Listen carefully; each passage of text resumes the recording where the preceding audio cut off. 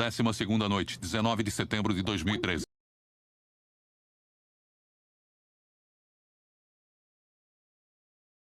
Oi, Malcolm. Professor, graças a Deus. Tava tentando te achar. Desculpa, Malcolm. Tenho andado ocupado. Não consegui achar mais nada sobre o Agou. É que meus recursos ficaram limitados. Professor, onde você está? Cumprindo pena na prisão.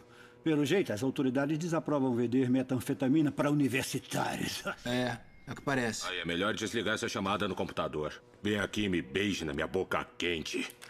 Eu tô me sentindo romântico.